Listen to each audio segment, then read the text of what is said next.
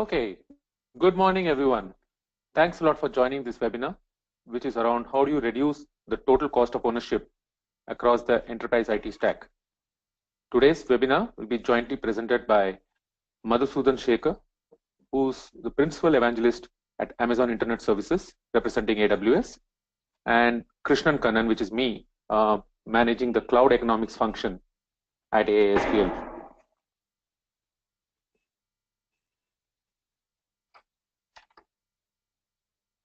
A little bit introduction about me. I've been with Amazon's cloud business for a little over 5 years, and I have been managing this cloud economics function for last 1 year. Prior to that, I was managing different set of accounts across enterprise, startups, and working very closely with customers to help them accelerate to AWS cloud. Let's look at a little bit of analogy of cloud computing with the power grid.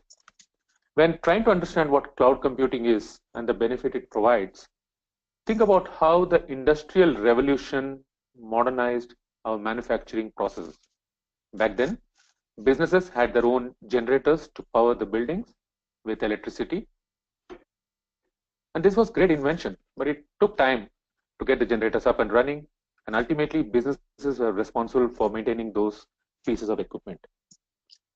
When the power grid was developed, it allowed businesses to leverage the resources already procured by a company and through a fee gain access to the electricity it needed. Now coming to the context of today's IT investment, companies build their own data centers to run their businesses. This required large upfront capital investment, lengthy procurement cycle, and placed responsibility of creating, running, and maintaining all the hardware and software for the businesses on a group of dedicated resources. As a result, businesses had tough time keeping up with the upgrades and introducing new functionality. With cloud computing, companies are able to host their applications, mission-critical workloads, and special projects on the infrastructure which is built and maintained by third parties that provides the services. This allows companies to avoid large upfront hardware investments and only pay for what they use, similar to a utility or power, what we saw as an example in the previous slide.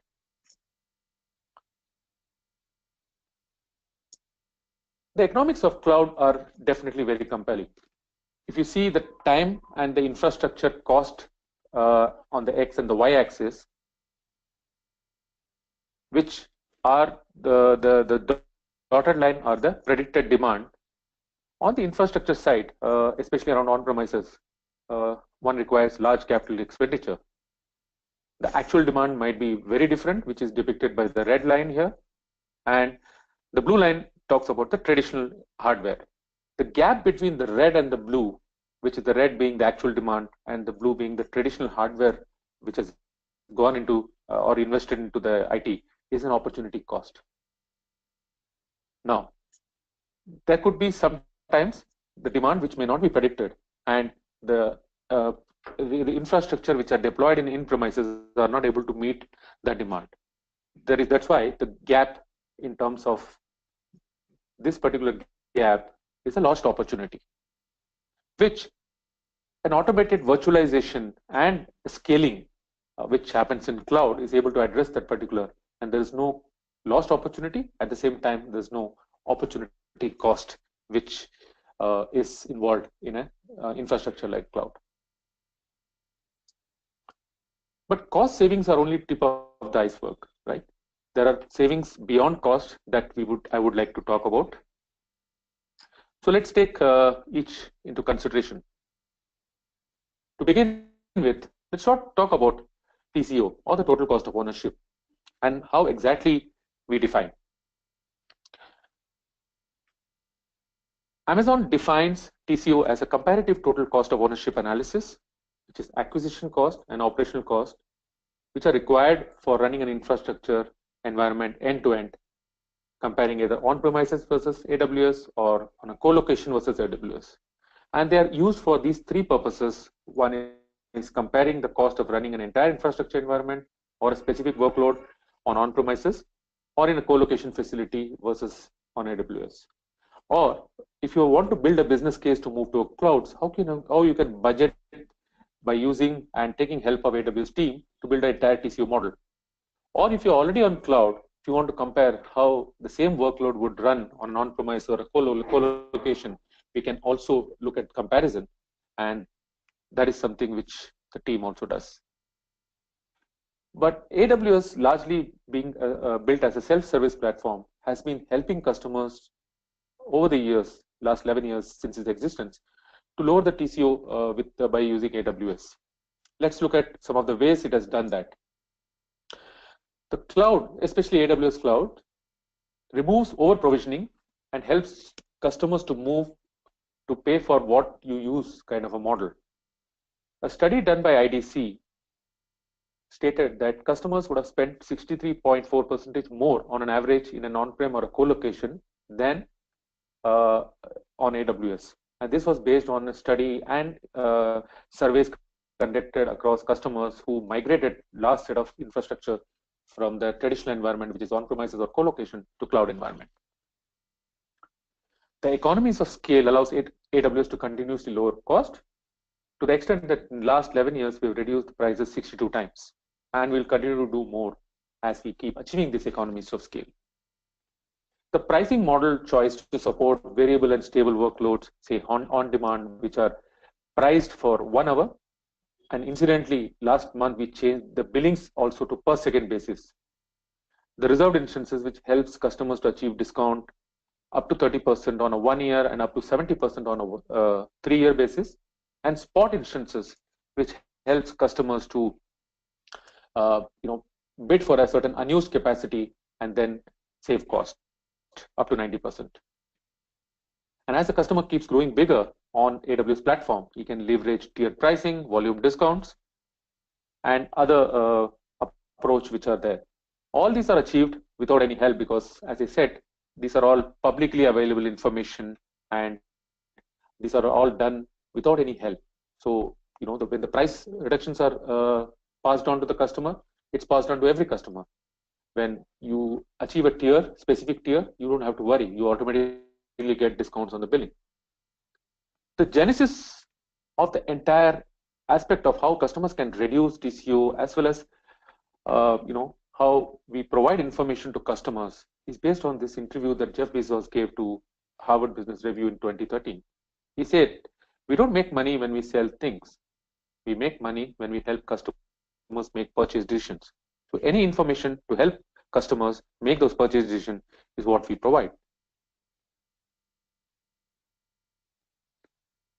I also wanted to share something around the AWS price wheel.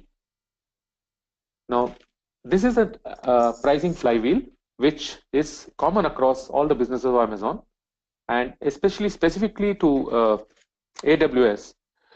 It revolves around how the reduced prices leads to more customers. The more customers lead to more AWS usage, and then we need to provision more infrastructure to accommodate more AWS usage. And we reach an economies of scale based on the efficiency that we bring in our infrastructure, and also the way we work closely with our supply chain ecosystem. And by doing that, we are able to lower cost. And whatever cost we lower, we pass it on to the customers. The other factor which governs all this lowering of prices is the continuous expansion, geographical expansion that we keep doing, and also infrastructure innovation, to the extent that we provide a new generation instances which can be equalized to a tech refresh in a traditional world every 1.5 years in the form of a new instances, which brings in 2 benefits. One, it brings in better performance, and it also brings down the cost of running the same specifications of CPU and RAM on an average by 15-20%, which is what we have seen over the past few years. So every generation keeps bringing. This is over and above the price reduction which Amazon keeps providing based on the economies of scale. A study done by Gartner, McKinsey, and Uptime Institute have stated that typical data centers are on average less than 50% utilized. This also is because of the way some of the enterprises or companies run their different applications and also provision the infrastructure to meet some of those applications or workloads, which can be fluctuating or spiky, which can be part-time, and which can be cyclical or seasonal. And to meet those demands, you need to provision for the peak utilization, which means you should ensure that you are not facing any resource crunch at any point of time. But these do not run efficiently at all point of time. When you peak for a certain period of time, but you need to provision the infrastructure which doesn't go well with the utilization, and that's where the utilization capacity keeps reducing. Some of the other behavior which are driving this gap is the procurement process as such. It's a lengthy procurement process. In a traditional, when you buy the traditional hardware, traditional IT, buying everything upfront, which means you even factor for what you need in third year or a fifth year and buy everything upfront. And when you buy, there are no trade-in or trade-back. The next refresh that you'll do is when you reach end of cycle or when the support from the OEM doesn't get carried on and that reaches end of life. Therefore, some of the consideration that one needs to apply when you are comparing a total cost of ownership from a traditional setup to AWS cloud is around the server cost, the storage cost, network, IT labor, and some of the additional factors which can be on a case-to-case basis must be applicable to certain specific organizations.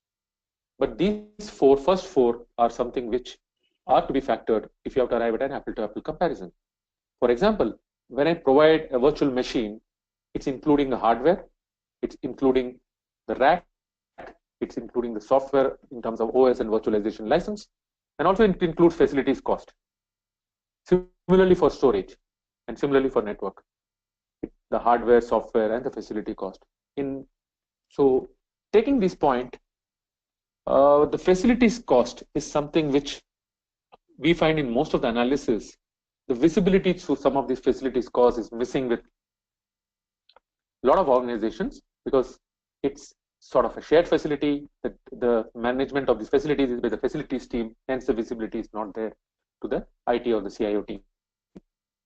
But the labor cost, what we want to mention is in terms of the resource efficiencies as to how do you achieve the efficiencies in the cloud by reducing the entire footprint, leveraging automation, and ensuring the IT team is able to do innovation, experimentation, and lead the organization to an era where they have a competitive edge vis-a-vis other players in the same industry. On the extras, some of the factors like cost of capital, which is pretty high in India, needs to be factored. Some of the training aspect in terms of how you skill the manpower, how do you train the manpower, also need to be considered. Some of the legal aspects, some of the compliance aspect, all goes to doing a total comparison or a total cost of ownership analysis. Therefore, the traditional capacity, the more you keep putting for a peak utilization and trying to fulfill the increased capacity requirement, the unused capacity, which is shown in the green color, keeps increasing.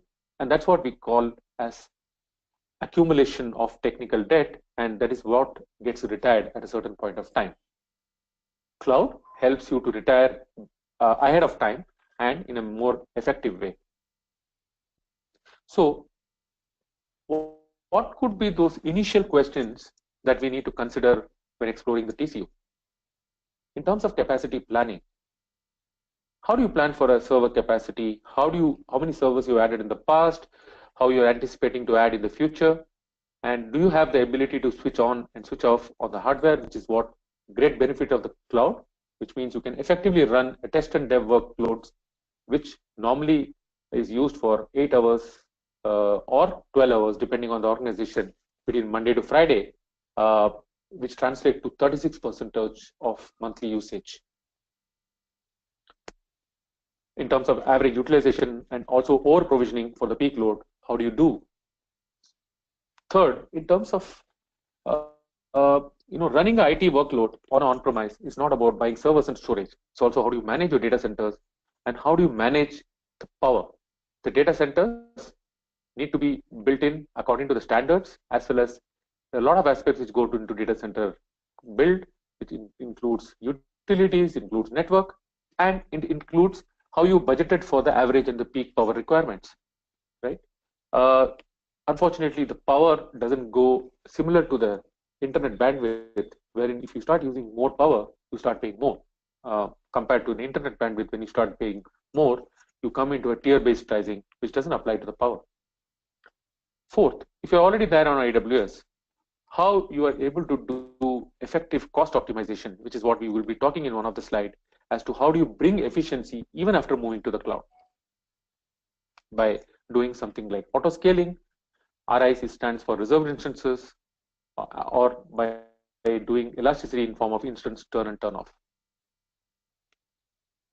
That's why the commercial levers that are available in cloud should be utilized to drive down the cost. And we provide a very programmatic approach to customers in form of the cost optimization function and the best practices to help customers even after they move to the cost, how they can stay lean on the cost from an infrastructure spend standpoint.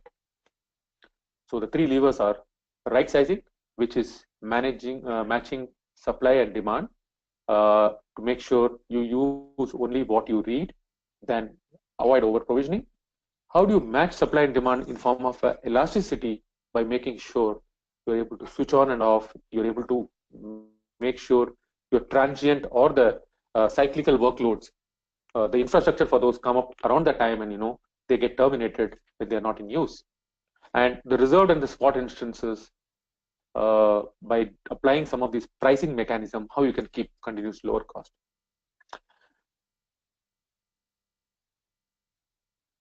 This is an example of an APAC airline. Unfortunately, we're not able to share the name because of the non-disclosure agreement. But what I want to share here is the customer basically had three environments here: test, development, and production. And he was running on the on-premises. When we did a detailed TCO analysis, between the on-premises and moving to the cloud, based on the simple logic that we saw in the last slide on the right sizing, elasticity, and reserved instances, we were able to get a 28% saving, around 27.9 or 28% savings over on-premises. But the efficiencies customers was able to bring in after moving to the cloud by following the best practices of cost optimization, he was able to bring in 10 more percentage in terms of the efficiencies, which he was able to quantify. And then by doing in terms of optimization by serverless, by containers, and by doing replatforming, he was able to achieve 18 more percentage saving. So the economics of cloud kept becoming better. So in terms of the lift shift, which is what most of the enterprises are now looking at as a sort of a mass migration and a lift shift approach, once they move to the cloud, then you need to start improving the efficiencies by doing right sizing, elasticity, storage optimization, and then you reach a situation called optimized lift and shift. It's from a lift and shift position what you migrated to what you achieved. And then you can always start looking at how do you continuously measure and monitor, which is part of governance, doing serverless architecture, which means you depend on services rather than servers, and by leveraging managed services, how you can efficiently reduce, increase the innovation and reduce the labor or the IT team to do mundane tasks, and do a replatformed AWS architecture, which also not only helps you to build resiliency, build high availability, and also helps you to save cost over a period of time. And this cycle keeps getting repeated again and again over a period of time.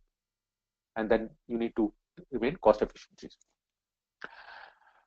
So what are the benefit categories? So some of the benefit categories beyond cost includes business agility, operational resilience, cost avoidance, workforce productivity, and operational cost. So when I talk about business agility, it is the ability of the organization to reduce time to market by leveraging technology. Operational resilience stands for how you make sure you're able to reduce the revenue and margin impact impact due to outages. The planned outages are sometimes planned well, sometimes it doesn't get. But unplanned outages is what takes everybody by surprise. And therefore, it can have an impact on your revenue, it can have an impact on the margin. And thirdly, on the cost avoidance, how you can eliminate the entire program of refresh cycles as well as maintaining the the procurement, different OEMs. And also you find that between a cycle of hardware purchase and when you move to a refresh cycle, you find some of the OEMs have either got merged with any other organization, which means getting the right price becomes difficult, or the technology has drastically changed that finding and matching some of those requirements to meet some of those requirement becomes difficult. In terms of operation cost, the cost of unit price of infrastructure and the ability to match supply and demand is another factor where beyond the cost, there is an economic benefit. One of our customers, which is GE Oil and Gas, they experienced the business benefit exactly as per what I shared in the last slide, and they were able to quantify each and every aspect of agility. They said agility or operational resilience or cost avoidance, workforce productivity, and operational cost. In terms of agility, they said they were able to deliver the business application 77% faster, and they were able to bring operational resilience in terms of reduction in the P1, P0 by 98%. By doing that, they were able to increase, the workforce was able to focus on the innovation, and they were able to build in 15 automated bots for internal applications. And also they were able to build 15 cloud services, which also for internal application again, which helped them to stay, create innovation, as well as they were able to reduce overall TCO.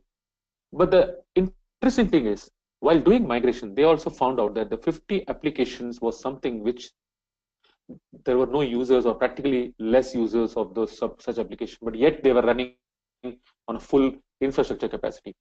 This is also a great advantage of moving to the cloud. When you migrate to cloud, you also realize that there are a lot of applications which are either end of life, but you're still running, and how some of those applications can be decommissioned, or what we call it as retain some of those applications and eventually kill. And overall, by doing everything, they achieved 14 million year-on-year saving. GE Oil and Gas is part of wider GE group, and this is one of the press release they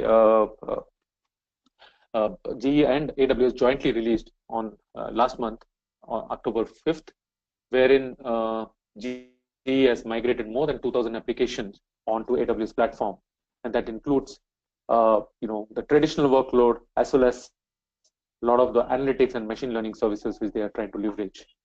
And that is a statement of the Chief Technology Officer of GE and why they preferred AWS as a cloud provider, and they have been reducing their footprint. The GE Oil and Gas itself has reduced their data centers from 8 data centers to 6, and over a period of time, they will eventually move everything onto cloud. So some of those business value drivers in terms of how it can span across an organizational hierarchy and also can be an impact. I'm talking about the cloud business drivers and how it can impact different decision-making authority in an organization is what I'm going to talk now. So as you move across the organizational hierarchy, some of the technology decisions also keeps changing and has different impact for different organizations. Here we are talking about the director of IT or the CIO, CTO, as many organizations might be aligned that way, and how some of the executive level play an important role in achieving some of these taking decision around technology and deriving some of the benefits of cloud. The first is around TCO, which is what the IT team or largely the technology team interacts. And this is the most familiar that we find in terms of how we can reduce cost by doing an average, different analysis. We find AWS is around 30% more minimum cheaper than traditional infrastructure. In some cases, the benefits are really much more than with a combination of TCO and other business drivers. The second is around the resource efficiencies. These two factors or the business drivers are within the scope of or within the realm of the IT team. But this is where the entire things change in terms of accelerating the application deployment. This is where the P&L owners or the business owners come into picture, and they start taking more and more decision of in terms of how you can accelerate the application deployment. In terms of risk mitigation, the CISO team or the finance, who also are bothered about the revenue impact in case of unplanned outages, they get into the picture and they want to make sure that some of the decisions around technology are able to mitigate some of those risks. We have a lot of examples which my colleague would be sharing around the risk mitigation of, and also quote from a lot of CIOs how they were able to mitigate some of those potential risks by moving to cloud. Global expansion or geographical expansion is another factor which is also helping a lot of organizations by way of the cloud addition to go to cloud. Lastly, the M&A or divestitures. When you acquire an organization, you're not acquiring a company just by itself. You're acquiring the processes, you're acquiring the products, you're acquiring the technology, because technology is now driving a lot of synergies and also in terms of automation. So when you acquire a technology, you also need to make sure how well the synergies are. So in terms of whether it's an acquisition or divestment of any particular business, the synergy plays a very important role. And that's where the cloud is helping to bridge the gap in terms of when the company goes for an acquisition or company is trying to divest the business. This is where I would like to stop and bring in my colleague, Madhusudan Shekhar, and over to you, Madhu. Thanks, Krish. I just validating if people can hear me well. I hope at this point the audio is fine. All right, quickly introducing myself. This is Madhu Shekhar here. I am the principal evangelist at Amazon. Been in the industry for about 22 years, both on the enterprise side as well as the startup side.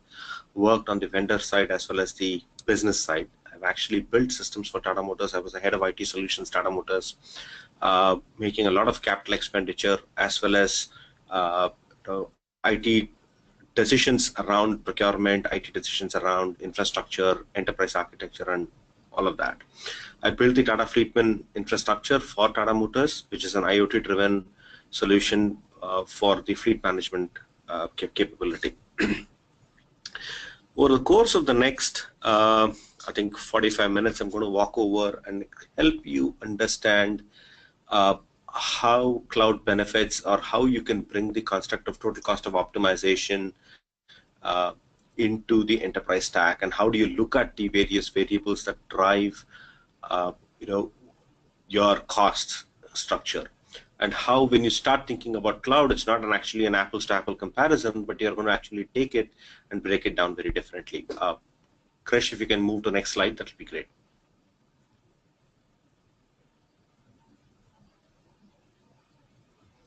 Thank you. So what we're doing here, actually the next slide as well. Thank you. Right, so what I have here is actually a view of what a representative view. It's not really how your enterprise IT stack looks like, right? It's a representative view so that we can sort of look at what it really means. As we click through the steps in here, right up top, click on it, Krish, as you go through it one after the other. So way up top, we have typical end user computing infrastructure, which is what your end users in your business are using, which is virtual desktop infrastructure or desktops and laptops, your collaboration tools, which could be, whether you're using Office 365, Microsoft Office, you're using any kind of productivity tool, right, to share, communicate between each other. But then right after that comes a bunch of business applications that are very departmental in nature or has a very specific purpose, key purpose. This could be things that support your sales organization, your marketing organization, your supply chain organization. This could be a simple system that actually switches on and off your badges. This could be a performance review system These are your business applications, right? And comes after that is your corporate application, right? In the corporate application space is your what we consider in the enterprise as the key critical applications. These are the applications we tend to have a very deep dependency on. Therefore, we generally set up very large, disaster recovery processes, control procedures, etc., within the whole ITIL mechanics around it. So this would be your ERP, CRM, human resource systems, and they cut across the different business lines. If you're a very large business group, what you will find yourself with is you might have an ERP system that actually cuts across your entire group as well, right? And that's sort of what you're running. And then below all of these business applications comes the infrastructure and shared services capability. Krish, if you can click on it. This is your raw compute storage, and this is, if you look at your IT landscape, right, you would have in your ITIL, there's a whole service management team that's focused on keeping the underlying infrastructure active, and they're going to maintain your compute storage, network, database. This is where your DBAs are there. This is where your hypervisor layer is there. This is where your operating systems are managed. Somebody's patching it, so on and so forth.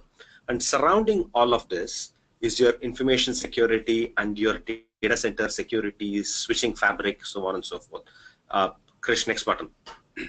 Right, and this is where you have your firewalls, encryption services, threat monitoring services, your core switch that ensures that all the necessary rules and regulations are followed within the data center. All of that comes into play at that layer.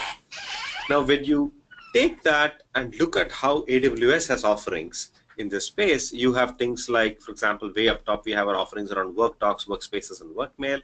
As you go down to the next level, we have departmental applications primarily to support analytics or your digital workloads, your deployment management, your mobile services, your mobile apps, so on and so forth. Comes the corporate applications. Now here we have a very differentiated offering because these applications are something that you in the enterprise largely depend on, right? So there's no point in us reinventing this. What we have here is a construct that we partner with our major players in this case, which is, for example, in this case of SAP or Infor. What happens is you are able to bring your license or experiment with the products they write off our marketplace. BYOL is bring your own license, or use the AWS marketplace to test out or evaluate. For example, if you want to test out SAP HANA, you could simply go to the AWS marketplace, click a few buttons, and then you could have an HANA instance up and running. Right? That's sort of what we offer. And you could also evaluate various databases, infrastructure also out of the marketplace. But coming down below is deep inside our infrastructure layer, which is what we are fairly popular for, is our virtual machines, auto-scaling capability, our object storage, block storage, archival storage, relational database services, whether it's running licensed products like Oracle or SQL Server or open source products like MySQL, Postgres, whether you want to run NoSQL databases and experiment with it, build in-memory caching systems, and develop a deep networking fabric, right? I mean, it's not just the fact that when you put something on the cloud that everything is going to be there, but what you have the ability is to make it your cloud. VPC is virtual private cloud. What you have is you can basically set up your own CIDR on the internet, and on that CIDR, everything is protected within your environment, and you could actually have a direct connect infrastructure, which is DX, the way it's set up on the slide. And you could have an extension of your data center on the cloud, and it behaves exactly like how any other data center that you would do in another Colo provider or anything like that, and that gives you the ability to flexibly extend your infrastructure in and out of the fabric. And way deep down is our information security. The idea is you have to treat information security as priority zero. The fundamental aspect, especially in India, if you look at it, right, the amount of digital dependency that we're getting into is becoming increasingly higher. Right now, the government is expecting that you're going to go digital as much as possible, and as that level of digital indulgence increases, our responsibility to keep our information secure, our access control secure, our processes secure becomes important. And this is where AWS's differentiated play comes from, is that we give you identity access management, key management, and key storage, usage auditing, monitoring, and logs, all primarily as a fabric as part of the cloud. Krish, next slide, please. Right. So I'll come back to that as we go along. So when you think about total cost of ownership and across all of these things that I spoke about on the enterprise IT stack, right? Why would you migrate, right? How would you start using, or why would you migrate, and why should you go about doing that? The way people are looking at cost structures today in the enterprise IT spaces, they are not looking at it as saying, I want to go and how do I take my entire application stack? You as IT managers are being questioned by each line of business. I mean, whether it's a new application, existing application, or an application that has been running for several years, where you're trying to take cost out in one case, or in the other case, the classic challenge you're being asked is, how do I get this up and running as quickly as possible, which is an agility construct, or a much more interesting question, why is this costing so much when somebody else can offer it to me at a different price point, right? I mean, IT is being challenged with its own service providers at some point, right? And the way to look at total cost of ownership is to look at all of that at an application level, at a workload level, and start making decisions whether this is the right architecture, this is the construct in which it should work for that application and workload. And rather than forming it at an infrastructure level decision making, because just buying hardware and stack is not the only cost. I mean, it's very straightforward to take a look at it. Look at your cost structure today and look at where you spend your money. You will find that your hardware cost is actually a very, very small part of your overall IT spend if you start dividing it up, right? The next bigger cost is probably your licensing. And subsequent to that, what you're going to find out is you're spending a substantial amount of cost in manpower. And this is manpower that you have contracted, you have hired, you have outsourced. But beyond that, you also have a substantial amount of manpower internal in your organization where you're spending a lot of effort in sustaining your infrastructure, right, or a solution. We still need to look at how we are going to take a look at that, and we're going to give you some examples as we go along on how people and what impact it created when you start migrating to the cloud. Right, next slide, please. So the way people look at migrating, you don't have to migrate. I mean, the general thinking process I've also come across is that you don't have to migrate all in day one, right? Yes, there are customers who have experimented with us. They've experimented with AWS for some time, ran a few applications, and then they started looking at, okay, now how do I take large data center, entire data centers, and move that into AWS, right? That's path one, where they start shutting down data centers. We look at a few examples in that model. And there's another model, which is model number 2, where you look at each stack part of your enterprise IT stack, either at the end user level or business application level, or a specific set of applications and a specific workload, and you say, how do I take that particular stack and move it into AWS, and then see what comes in. The key point I want to highlight here is that way down below, the mechanics for you to set up your virtual private cloud, the security groups, the audit log capabilities, the monitoring capabilities, the mechanics of providing the necessary information security within that infrastructure is all given free to you at no cost, right? There is no charge for enabling those services. Those services are right out given to you. So that's basically where what I meant by saying security is priority 0 for us. Next slide, please. So we're going to take a look at mass migrations on AWS, which is part number 1, right? Next slide. First, I'll talk about a couple of customers who are doing this, right? We have News UK. News UK basically started looking at saying, how do we, why should we move and what should we do? And this is basically News Corporation, it's a media company. They started looking at what it took to manage the data center and started, when they took an entire data center and migrated that data center, one data center, remember they had several of them, when they start migrating a data center into the cloud, they found out that their time to market in those markets became faster by 6 months, right? And that's just by moving 60% of the data centers that they had, right? Not all of the data centers. They moved some of the data centers and the time to market has become shorter by 6 months, which means their agility as a business has become better. I'm going to talk about Hess. Hess is in the energy space. They wanted to streamline their migration. They looked at how long it would take to do their migration. They decided to go substantially into AWS. They did the entire data center migrations in 6 months. Wilmar, agriculture company, right? They saved 50% in CapEx moving entire data centers into AWS. Kaplan, education, they closed 8 complete data centers by migrating into AWS, right? Delaware North, right? They are in the hospitality space, right? and moves data centers to $3.5 million over 5 years, total savings. Right? I mean, if you're in the hospitality space, you got to understand your margins are actually very, very low in your operational construct, right?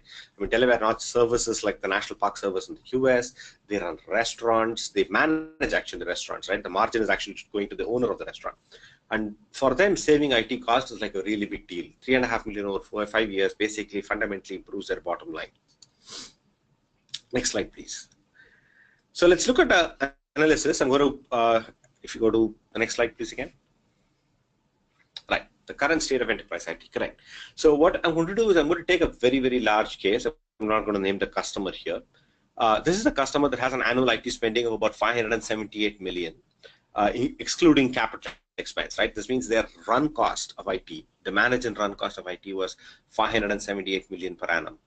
They were running 5 data centers across Asia Pacific, all co-located with third-party service providers, amounting to about 24 million, which was basically the cost of the Colo services that they were holding up.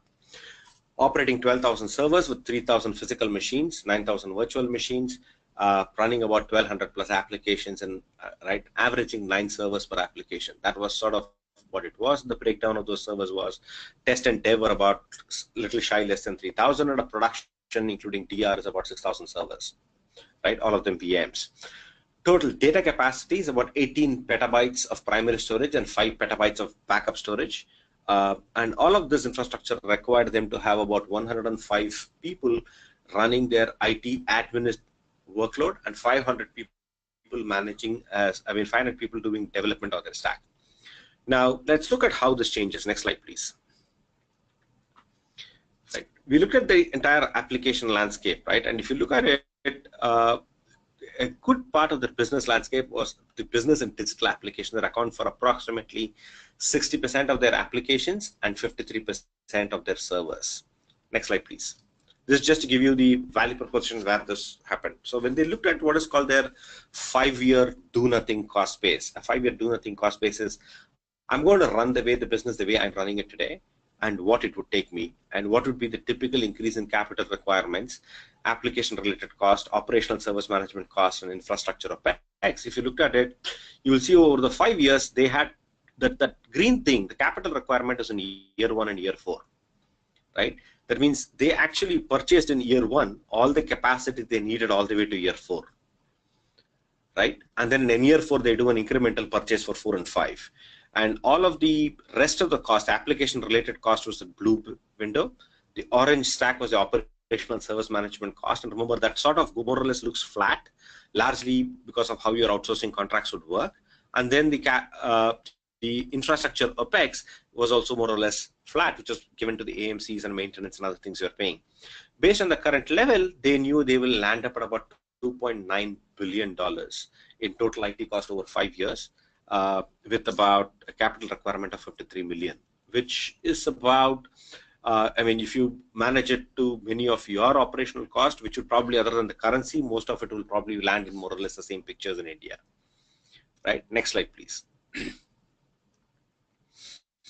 Right, so again, I actually explained this anyway. So the application-related cost, planning, testing, development was the big blue region, which is very high, and operational service management cost was very high, right? The other ones is actually not that very high. Now, when we take a look at that, I'll go to slide 49, next slide.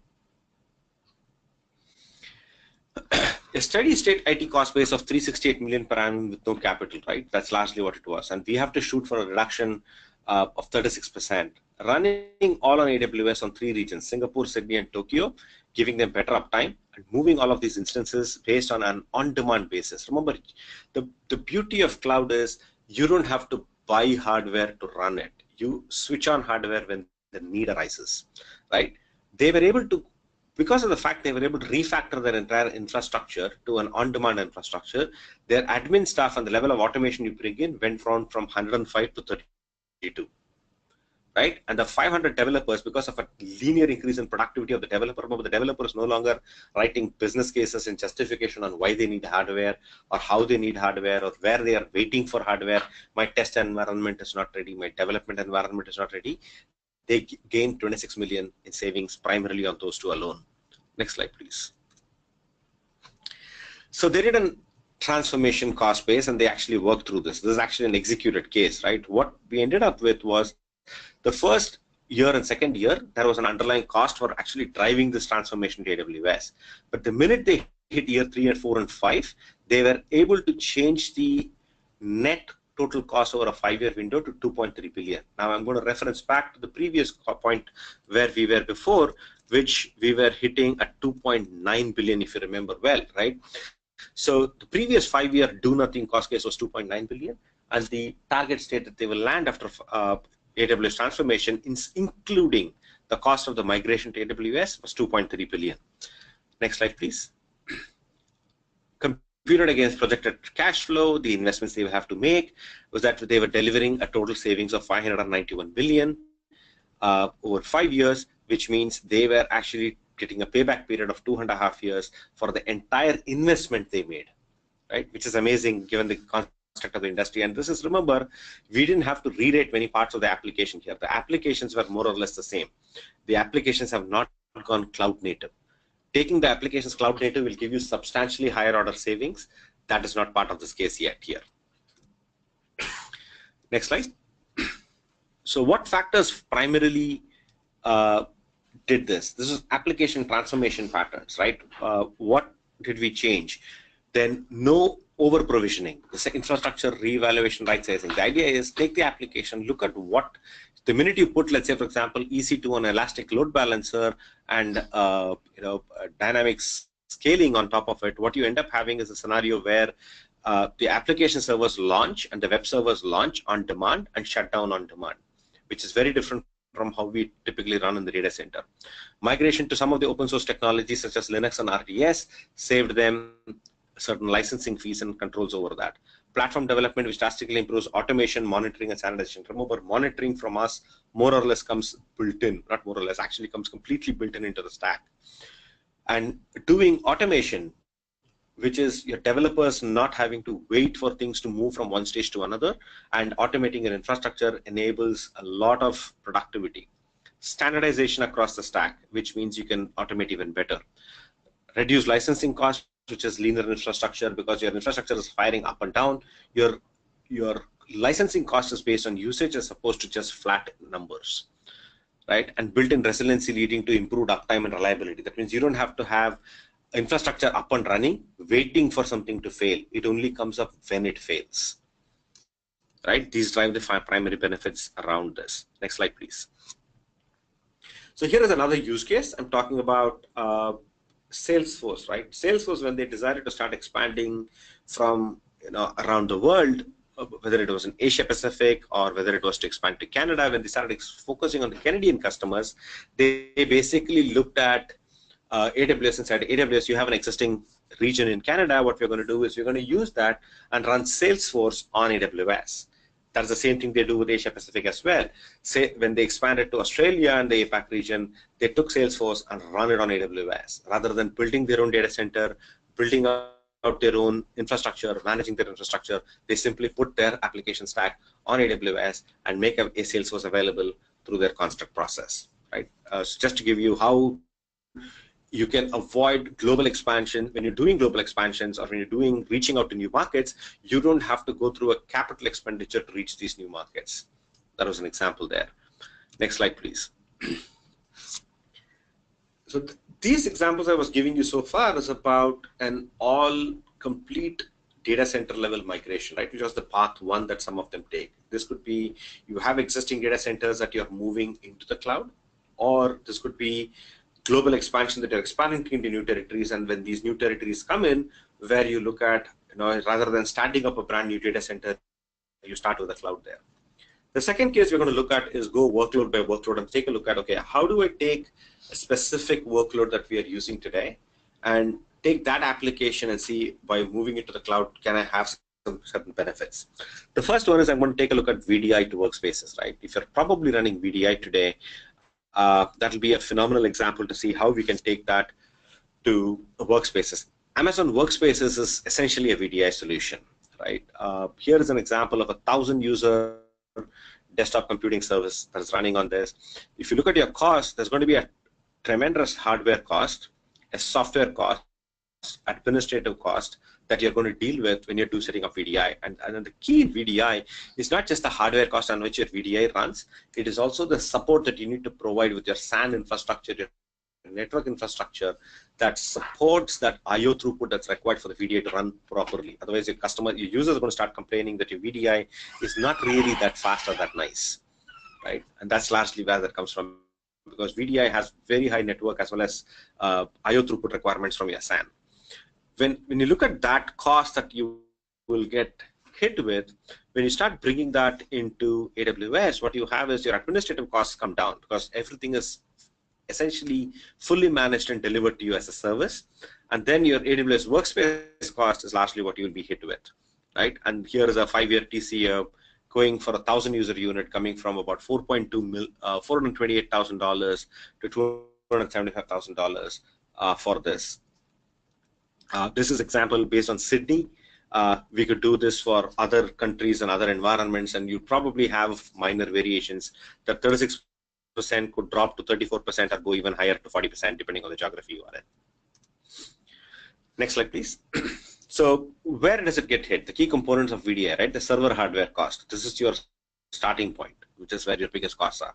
Storage cost, network hardware cost, hardware maintenance cost, power and cooling cost, data center space cost, software cost to use the VDI, administrative cost, setting up and managing these VDI infrastructure.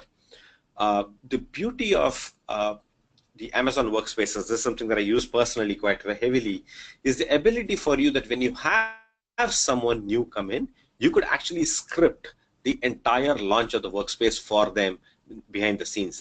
You don't even have to have a human person set up a VDI machine for them. The whole thing can be scripted and they could just power it off of their browser or any other system that they have, right? That's the key component cost of VDI in there for you. Next slide. A little bit of a more equivalently busy slide gives you the various cost breakdowns based on our math for 1 month based on 1,000 users. You have all of that cost that comes in for a 1 month cost. It's about $85,000 is where you will land, and Amazon Workspaces should land about $55,000 for the same workload. Again, this is based on the country in which you're going to do the math, landing at about 35% savings overall. Next slide, please. The next workload we can take a look at is around business applications. I mean, again, I'm giving you some examples here, but if you have a different use case, feel free to drop a question in the question section. We'll try to see if we can answer that. Otherwise, we can always get back to you, right? So I'm taking only a few use cases because your use case could be very different. Workload by workload section, we're going to look at some business application construct in here. Here, next slide, please. We're going to take the case of a classic digital business running multiple online assets. This is sort of like a made for the cloud kind of use case, right? The customer is witnessing rapid growth in business, and IT was not able to keep pace. I mean, especially in the digital space, we see this. Whether you're building websites, mobile apps, assets around digital, we constantly see where IT needs to catch up to the demands that marketing, sales, etc., put on us with respect to how they want the right customer experience out there. And the challenge that we also have is the fact that in a traditional infrastructure, you have refresh cycles, you have software stack refresh cycles, patching cycles. I mean, if you sit in meetings, which I've done before, where you sit in a meeting and the first thing that you start picking up is, hey, how do I migrate from Intel 4-core CPU, Xeon 4-core CPUs to 8-core CPUs, get the operating system applied, get the patch applied on the OS, make sure the antivirus software is updated, so on and so forth. You start understanding the underlying challenges you have to get a basic digital website property up and running, and that's not something business is really interested in listening to us from, right? Next slide, please. Very busy slide, lots of charts in there. I'm going to give you the high-level viewpoint is that there's a bunch of file servers and a bunch of other servers that effectively computes to a lot of infrastructure that needs to host and run that environment, right? I think we'll be sharing the slides. You can take a look at it when we do that. Or you can clip the slide right off the GoToWebinar. There's a button up there. You can just click on it and you'll get a stack if you want to deep dive into understanding what this data is. Next slide, please. TCO for the website, right? Co-location versus AWS. So now again, we're going to this thing, cost of ownership, we're looking at server cost, we're looking at storage cost, network cost, AWS support. This is using the same stack. What you see is your server cost is based on demand. Over a 3-year window, what you're going to see is if your website has different volumes, which it is, right? Depending on your marketing campaigns, but depending on your user paths, you're going to have servers that are going to come up and down. You don't have to buy them up front. So there is a cost in the Colo that's fixed. In the case of AWS, it will be floating. Storage cost primarily are very, very different in AWS. You need to really look at what your costs are versus what we do here. Again, you will see a major advantage, networking and support costs, right? If you bring that together, what you will see is it's about $443,000 for them to run that infrastructure that I showed you on the previous slide, dropping down to $297,000 running on AWS. Again, clear savings of about $48,000 running over a period of 3 years on AWS. Next slide, cash flow analysis. Again, 3-year total, first year, second year, third year, where the costs really come from. From a cash flow standpoint, you don't have to necessarily incur costs upfront, right? That's sort of where the thing comes in. The thing with your costs in a traditional infrastructure is you start putting up upfront costs and stuff hardware, but then there is also constant run cost, which is your power supply cost, your real estate cost, etc. that comes in. In the case of AWS, if your servers are not running, especially with marketing, right? If your campaign stops running, not only does the VM go off, which is the cost of the server, but the power behind it, the cost of real estate behind it also goes off. If you're not running any VMs in AWS, there's no cost. If marketing says, we ran this campaign for 3 months, after this we don't want to run this anymore, then what happens is you may shut down the VM, but that metal is still being powered, right? It is still occupying space somewhere. You may have to repurpose it somewhere, right? And when you do that, that's largely what ends up happening. That's where your real cost structures come in when you stop doing something. That means your ability to experiment, your ability to be agile about it starts becoming a risk. People say, okay, do I want to really experiment because my failure costs are as high as my success cost, right? With the advantage on the cloud is that your failure costs are actually very, very low, because when you fail, you can switch off everything and it's perfectly okay. That means the risk of failure is lower, which means you can be much more agile. Next slide, please. So here we're talking about Capital One. This is a very large bank. They basically looked at the construct of how to get their digital properties, digital solutions, and drive their digital transformation, because the world was moving to mobile and websites during this journey, and their CIO basically said, all of our digital properties are moving to the cloud, and they've started doing that. They've been doing it for several years now. But the key thing that they were able to see was that I'm actually quoting Rob Alexander's statement here. He said, we believe AWS enables us to operate more securely in the public cloud than we can in our own data center. This is a CIO of a bank making that statement, right? And the advantage for them was that not only were they able to automate the security and compliance aspects, they were also able to get their infrastructure substantially automated. Elasticity. If your server is not running, it is switched off, it cannot be a security risk. A server that was last patched, marketing is no longer interested, still running an old version of WordPress or a PHP or a Perl script that's still running out there, is a security risk, right? That's where the challenge comes from again. Capital One is using AWS to reduce data centers from 8 to 3 by 2018. They had 8 data centers, they're bringing it down to 3 data centers by 2018. Going to the next slide. So we looked at a digital example here. I mean, if you guys have digital problems today, whether you're building mobile apps or websites and you want to have a way how to look at it, feel free to ping us or raise questions here. We can route you to the right team who can take it forward from there. The next one is I'm going to look at corporate applications. This is the really, really big thing, and this is basically running your classic SAP or even ERP products, running your CRM products, whichever way you want. Now the classic question is cloud really suited to run these applications? And more we are seeing it's not just suited, it's probably better to run it there as well, right? This custody is a large manufacturing firm with pan-India presence, more than 15,000 employees. Situation: customer wanted to upgrade its SAP environment to the latest version while they implemented SAP HANA, right?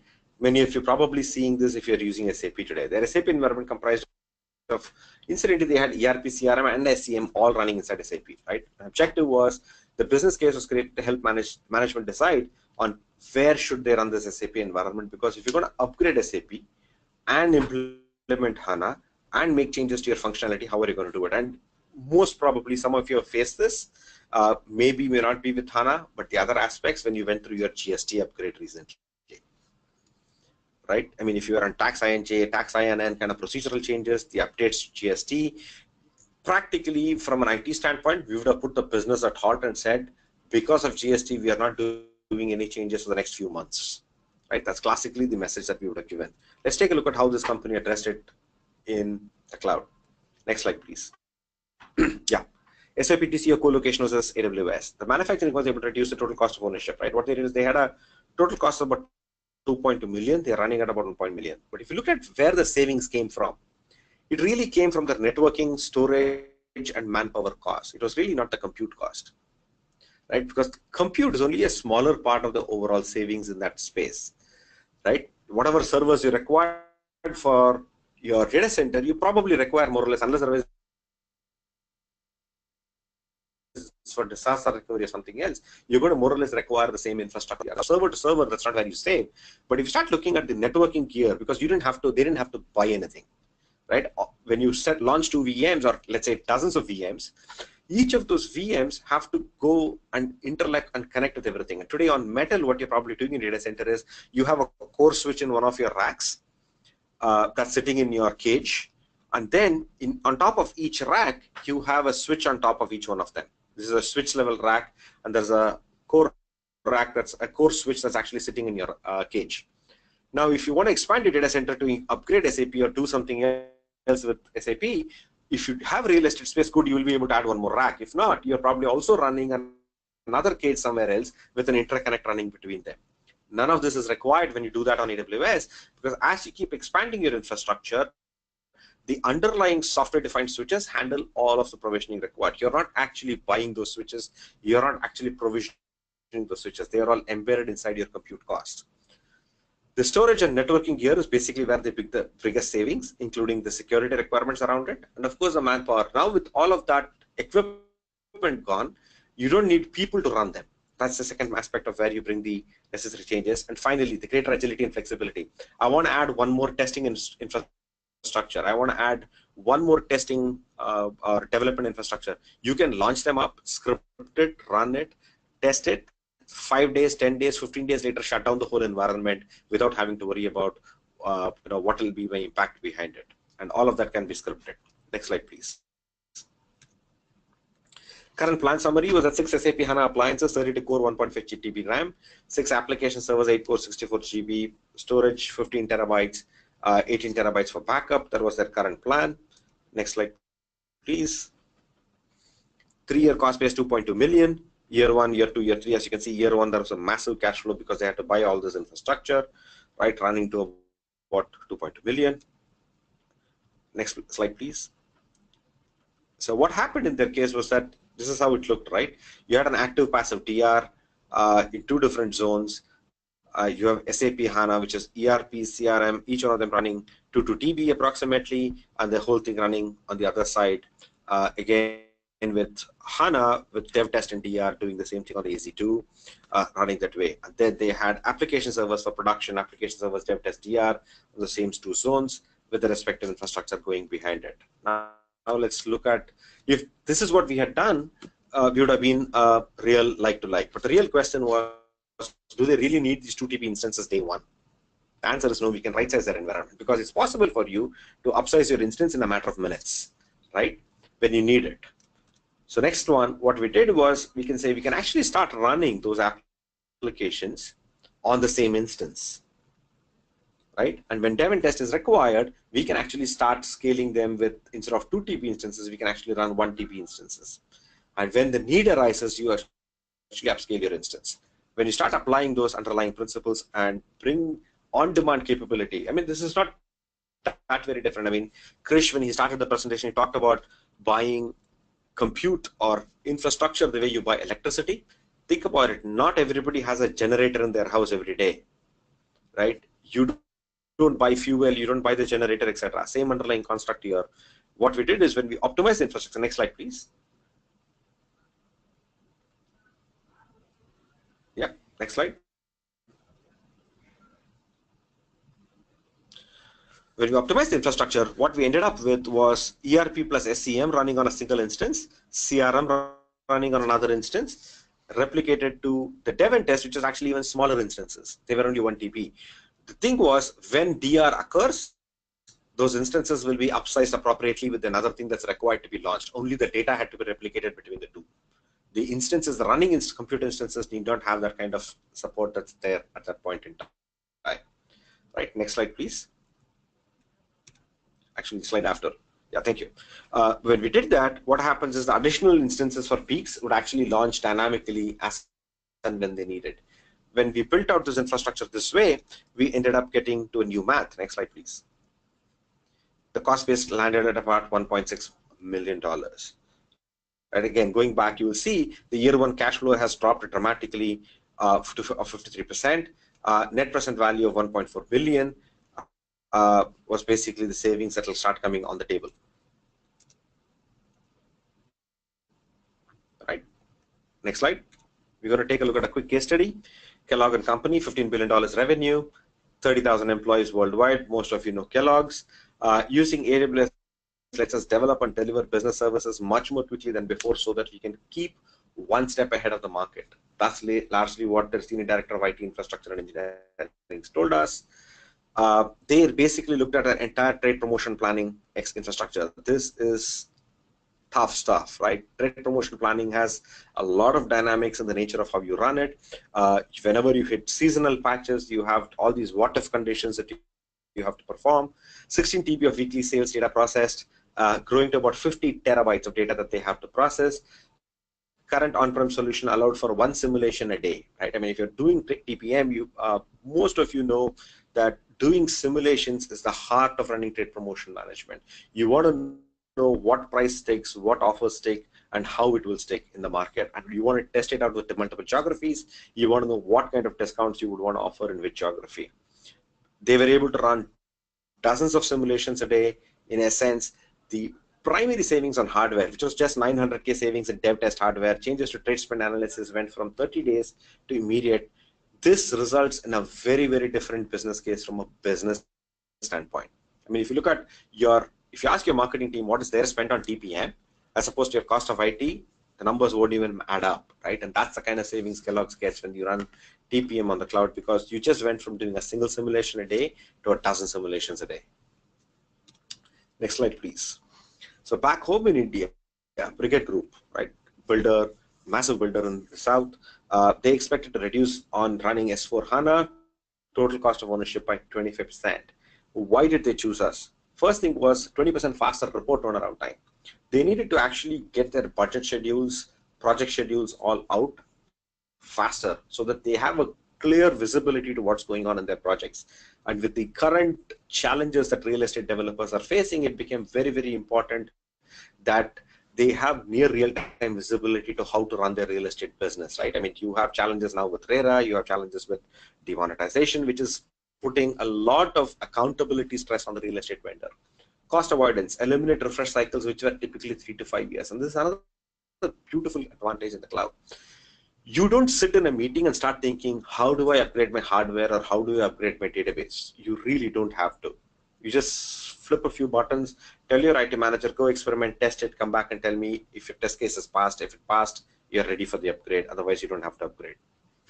And always on environment, deploy a highly redundant solution, incorporating a multi-region, multi-AZ strategy. That is largely what they went with.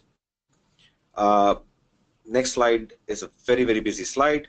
Examples of value realized across their entire stack, cost savings, resource efficiency, operational resilience, and business agility. I mean, I'll go back to the underlying message that I said, is that cost savings comes in because of the fact that they don't have to do refresh cycles and other things anymore.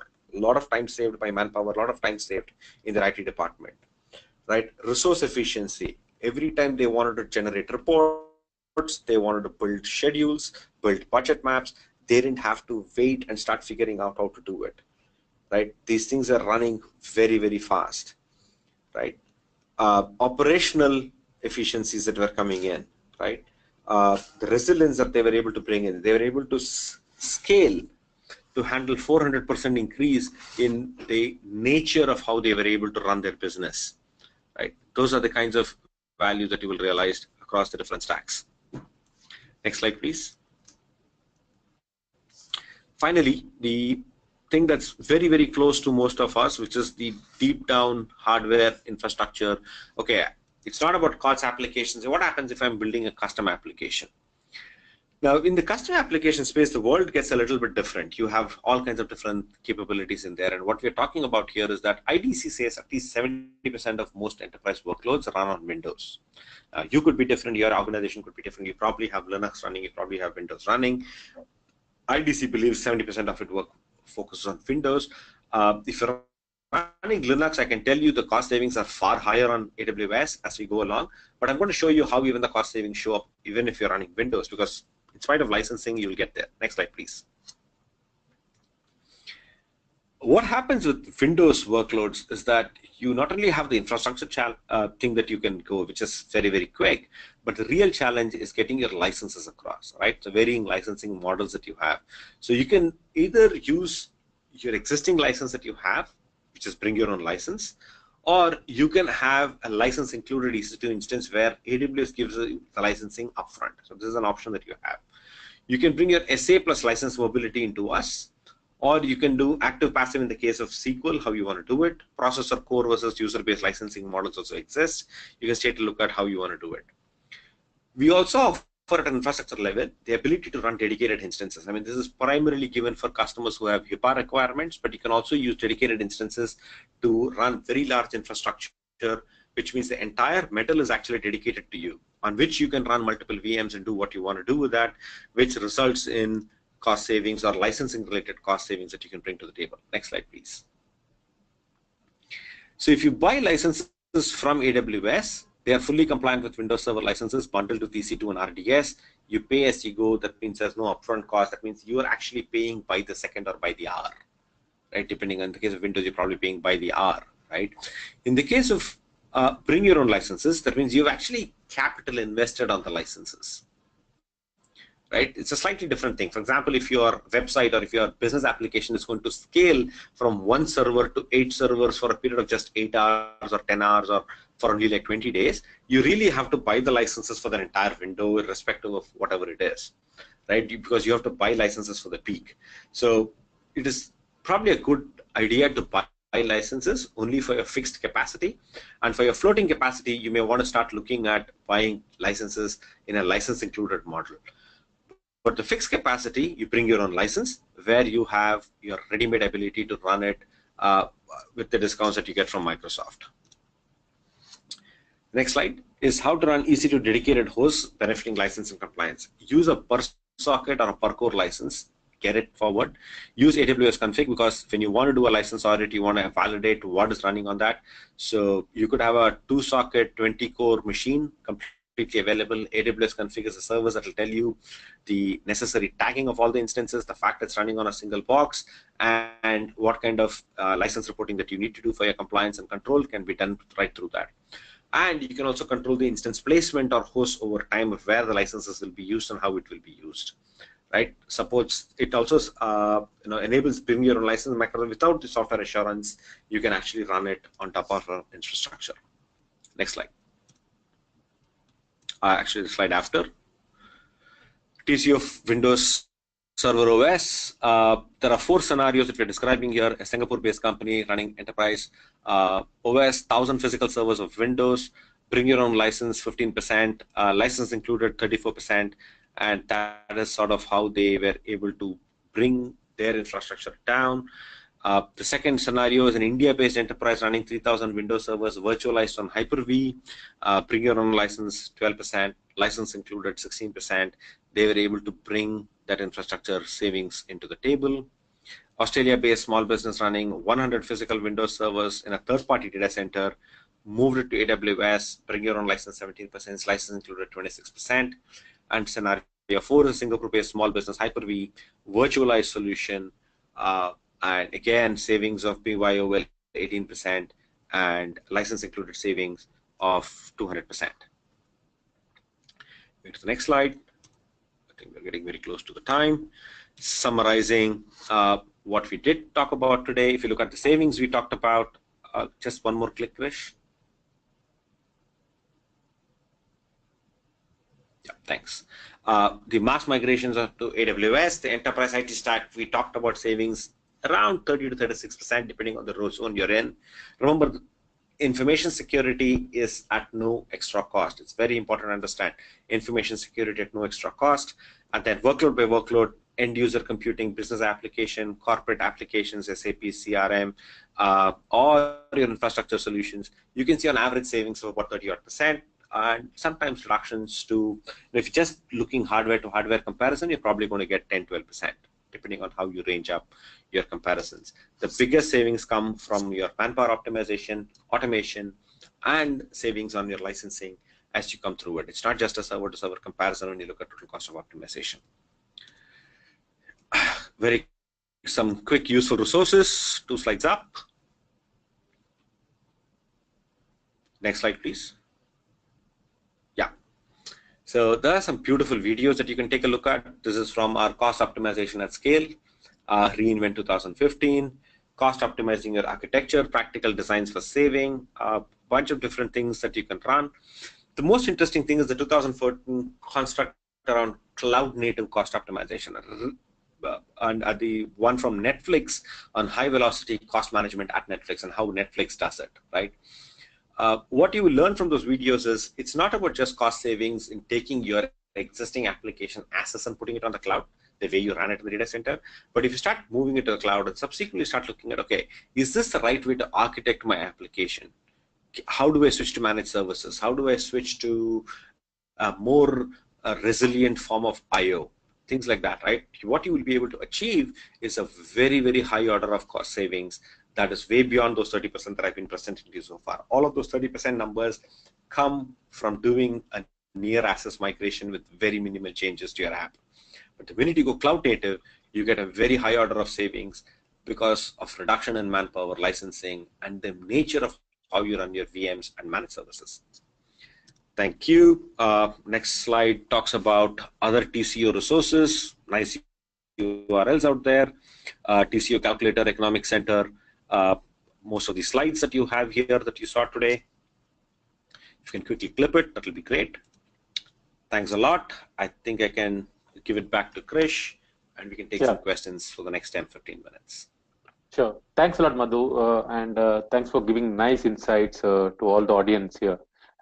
We would like to take some questions given that we have some time, and I understand there are plenty of questions. Though we may not be able to answer each and every question, but we will definitely reach out to you over mails, and we will ensure that the questions are addressed right. Okay.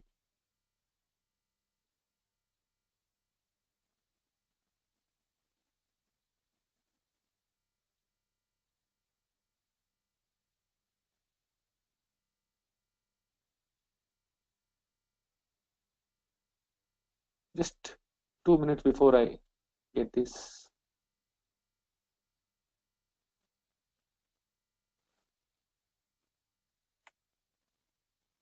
We'll ask in order of how it came, and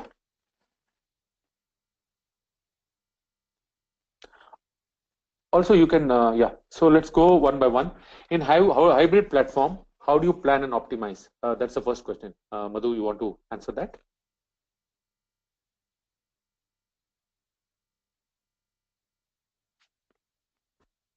Hello.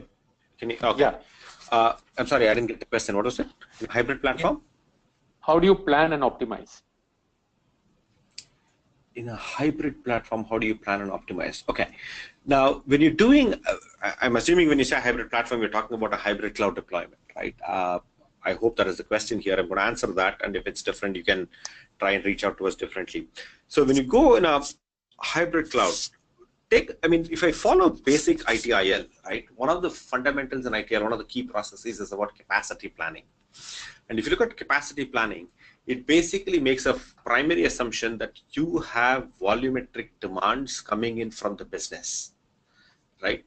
And volumetric demands basically in an enterprise construct is very simple. You have people who can come and tell you, I'm going to hire another 100 people over the next 6 months or 500 people over the next 6 months. You know your attrition rate in the system, you know the new number of employees who are coming in, which means you can actually plan how your internal intranet applications or your corporate business applications, etc., will work very, very efficiently, because you're scaling from a user base standpoint, user volume standpoint, your manufacturing or any of your business standpoint is very predictable.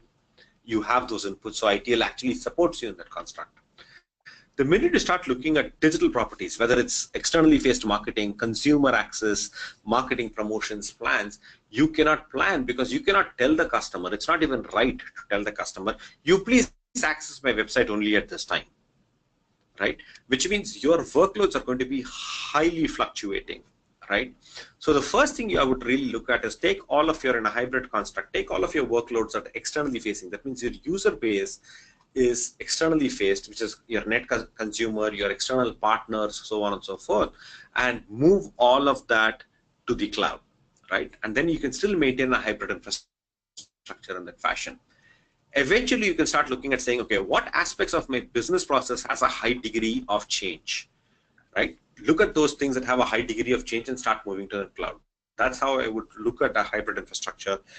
And you start with the, wherever you have low order of prediction, start looking at the departments inside your organizations where you're saying more no's than yeses, where your IT managers, your IT staff are coming and telling you, you know what, I hate to do these guys. These guys can't even give me requirements properly. These are classic signals that the business is not able to give you inputs, not because they don't know, because they can't really predict. Those kinds of things are actually most suited for the cloud upfront. I hope I answered your question. Yeah, sure. Yes, sir, Madhu. Thanks a lot. The next question is, in the airline case study, what timeline clients sees increased benefit? Let me answer this question. So post the migration, within 3 to 4 months, we start seeing customers pattern of the usage, and that's where we start bringing in the efficiencies, which is the optimized lift and shift, right? Once they do the optimized lift and shift, is where the customers, add another 6 more months. So totally 1 year from the migration is what we will see customers moving towards the entire re-platformed lift and shift. So once you migrate to the cloud, you see you start getting into the optimization and bringing the efficiencies, and 1 year down the line, that's what most of the clients see. It can depend from it's case to case basis, but this is what we see normally customers doing once they migrate to cloud. We'll go to the next question, which is around sorry. Yeah. Okay, I have to select my own VMs or pre-configured VM. Can I customize the VM as per the requirement? There are 60 or plus more instances or VMs available in AWS based on the requirement, based on what is the application required. You can configure and you can choose that particular. These are the pre-configured VMs, what you get. But in terms of the storage, you can keep adding the persistent storage or the block storage, we call it. You can keep increasing the size required for your application. Hope it answers your question. The next question is, after we notice that dedicated instances, also we notice dedicated instances are more costlier. The dedicated instances are calculated in these 2 ways. There are 2 concepts of dedicated. One is dedicated instances, one is dedicated host. Dedicated instances are have 2 elements of cost. One is the per hour cost, which a normal instance have. And secondly, you have something called a $2 per hour for the region for any number of instances, which means if you're running 30 or 40 VMs, you don't need to pay $2 for every instance. You just pay $2 for a dedicated instance, and you can run any amount of instances under that hood. What is dedicated instances and dedicated host provide is cloud is largely a multi-tenanted environment. The dedicated host and dedicated environment ensures that the underlying hardware is not shared with any other customers. So if you provision a dedicated instances, all you need to pay is whatever the public prices prevailing for that particular instance, as per normally what you would have paid, plus $2 per hour for running the dedicated instances environment. Hope it answers your question. The next question here is, does AWS provide any application and platform assessment tool if you're considering moving into hybrid model? Madhu, would you want to answer that? Krish, because I can't see the questions, you may have to repeat the question again. Yes, I will repeat that. The question was, does AWS provide any application and platform assessment tools if you are considering moving into a hybrid model? Okay, there is not a ready assessment tool per se. Now, depending on your use case, right, because you will need, for SAP, there's an assessment tool that you can use. For, let's say, running websites and things like that, yes, we have assessment tools. But for most things, if your infrastructure is sufficiently this thing, you could simply contact your account manager, or you could drop us an email to our sales team, and they would have our solution architects come engage with you and understand, what kind of construct is required to actually do your migration. Most migrations can be done tower to tower, stack to stack, in a very straightforward manner. But for SAP and websites, because we can achieve a significant higher order of savings, there are ready-made assessment tools because they're a much more natural fit for that. Yeah, just to add to that, I don't have the URLs with me up front. Yeah, sure. Thanks a lot, Madhu. Just to add to that, there are a lot of third-party tools which are available, some of them are available in our marketplace. If you want to know more, you can contact us, and we will be happy to reach out to you to give you more insights into this. The next question is, are we having IBM Cognos analytics tool in AWS as a service, as a PaaS or as a SaaS? Madhu, you have any idea about this? On the IBM Cognos analytics. So if customer wants to run an IBM Cognos tool on AWS, how do we support them? Mm-hmm. Is it coming as a platform, or is it available as a marketplace, or they have to run as an infrastructure? No, I have not seen IBM Cognos in the marketplace. Take a look. If it's already there in the marketplace, you can run it. I can do a really quick search, but otherwise you have to run it as infrastructure. Yeah, so that's what I guessed. Okay, so you see, the key is what IBM puts in the marketplace. It's IBM that runs it in the marketplace, right? If IBM has it in the marketplace, you can. Let me just quickly take a look. No, I don't see it right on top of here. I don't see the IBM Cognos application on the AWS marketplace. At least the enterprise version is definitely not there. So you may have to run it as infrastructure. Excellent. So as Oracle provides BMCS, bare metal cloud services, do AWS have any such services? Well, we have service around the dedicated host, which helps you to bring your own license, which includes the operating system license, also to the cloud, and helps you to achieve the compliance as well as run the way you have been running on an on-premise environment. We do not have currently any bare metal cloud solution available. The cloud itself was, it defeats the whole purpose on the scalability and the agility. If you are able to run the way you are running on the data center, right? So we don't have any bare metal service at this point of time, but we have something around dedicated host which helps you to move your existing license investment. Yes, Madhu, you wanted to add something? Yeah, I just want.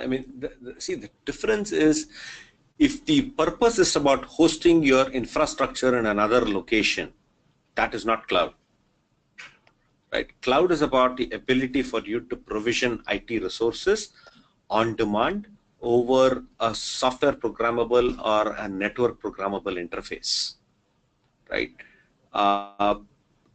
Bare metal services basically is not really that. It's basically a request-based ticket. Somebody provisions it, and then you start going through it. It's a little bit of an anti-pattern. Sure. Can I buy VM instance for 3 months to start with AWS workload testing? Yes, you can buy. The prices are per hour basis, and it's being billed per second. So the first 8 seconds are what it takes into consideration. After that, it's an incremental of second in terms of the virtual machine.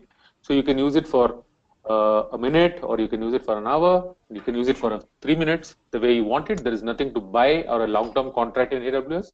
You can go online, configure your account, and start using that. The next question is, could you please let us know the 15 automated bots developed for which application usage? I think you're trying to refer or probably point towards the G oil and gas in terms of 15 automated bots. We could go back to the customer and find out from him if he's willing to share more insights around that, because it could be an internal application. We will have to get back to you. We don't have any ready-made answer at this point of time in terms of this. Was a presentation which was done by Ben Kibanas, who's the CTO of G Oil and Gas in the last year's Sydney Summit. So you may find his video available in YouTube page of Amazon Web Services. Just look for Ben Kibanas G Oil and Gas. The next question is, do we have any sales sales team in Delhi? Yes, we do have the account teams operating out of Delhi.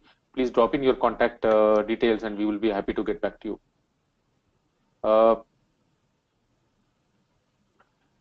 Okay. Does GE adopted to develop DevOps? Yes, that's what helped them to achieve the resource efficiencies, and our adoption of DevOps is one of the important thing which most of the enterprises are going ahead.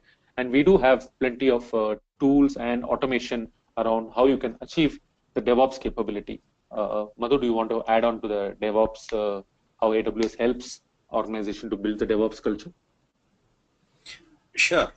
See, at the heart of it, when you look at DevOps, right, what you're trying to do is to get your developers to become accountable for their own solution, so that you don't have this construct where the developer says it works in dev, it works in test, but it doesn't work in production, not my problem. Right? That's really what DevOps is about. Is about bringing the developer accountable to what we do. From a culture standpoint, that is something that you have to inculcate in your organization. From a tooling to support DevOps, we provide all the necessary capacity so that the developer is not spending time managing and maintaining the infrastructure. Right? That means they can programmatically code. That's the reason what you see in AWS is, it's apart from we having a console in which you can manage everything, which is how sysops typically do. In a DevOps world, the developers love to work off a developer environment where they like to script and operate. So everything that we offer is available as APIs, and developers therefore automate on it and completely run the infrastructure in an automated mode. They run logs, generate logs, and fix it. And the level of repetition of errors goes down dramatically. Yeah, so we'll have time for 2 more questions. So this question is directly addressed to you, Madhu. It says, hi Madhu, just wanted to check and see if you have any market and performance comparison on moving IBM-centric workloads like WAS, MQ into AWS. Also some views on providing middleware as a service offering in AWS covering key aspects. Okay. I don't have market comparison data on top of my head on running WebSphere application server or MQ servers on AWS, though you can successfully run them as infrastructure on Intel stack on AWS. Now, the key question really is, what are you trying to integrate and what are you trying to do? WebSphere application server is basically something that you can run. Yes, if you want to run it. You can also run other open sourced application server stacks, whether it's Tomcat, JBoss, etc., on AWS. Look at what you want to do. If you still want to run WS, go ahead and do it. All of these is available. Now, the minute you come to MQ, which is messaging and queuing softwares, we have a number of different options. You could use native capability from AWS, which is called SQS, a simple queuing service, which is very similar to MQ. It offers some of those capabilities. It's designed for extreme high scale. Right, we're talking billions of messages, right? Incidentally, SQS was the first service that we launched and announced way back in 2005, right? It's used extensively in the Amazon website, the Amazon.com and Amazon.in websites, behind the scenes to move your orders, move your shopping carts, and all that. SQS is there. You can also use SNS, which is a notification platform. But if you need certain kinds of reliable delivery models, one-time only delivery models, you want certain kinds of persistence, etc., you can run RabbitMQ or any of these kinds of open source MQ services that run successfully on AWS. Tons of customers do that. Tons of third parties offer their message queuing and piping software through the marketplace into AWS as well. Or any of the Apache platforms are also available. But yes, you can also run MQ on AWS as infrastructure. Hey, thanks a lot, Madhu. And the last question is, how are we addressing GXP compliance for life sciences customers moving from on-prem to cloud environment? So the goods and X stands for others compliance is something which we have a lot of customers on AWS platform, and we have a specific approach to how we manage some of these GXP compliance aspect, especially coming from a life sciences or manufacturing customers wanted to make sure they're compliant on that. So we would probably reach out to you directly, and we want to wish to say that we are fully compliant on our infrastructure from a GXP standpoint, and we have a lot of life sciences customers who have moved their workload from traditional way to cloud environment. We will reach out to you. Yeah, you want to add anything, Madhu? Perfect. Yeah, very quickly, there is aws.amazon.com/compliance page. If you could just go there, one of the links there is actually for GXP. It is GXP Part 11 Annex 11. You should be able to see the basic information related to assurance programs and things like that out there. Anything more than that, there's a nice button up there. You can say, I would like more information on this. Click on that, send us a request, and we'll be very happy to respond. Yeah. With that, we come to the end of this webinar. We would like to thank each and every one of you to have joined this webinar and taken time. I'd like to also thank my fellow presenter, Madhu. Madhu, thanks a lot. And we would be sharing the slide deck as well as the recording of this webinar in the follow-up mail. You all have a nice day and keep giving us feedback so that we can improve on this webinar and give you fulfill your expectation in terms of any specific areas you are looking for help. If you're looking to migrate to AWS and looking to move to AWS, please do reach out to us. We'll be happy to help you to move your enterprise stack to the AWS and also help you achieve the lower TCO. Thanks a lot and have a nice day. Thank you.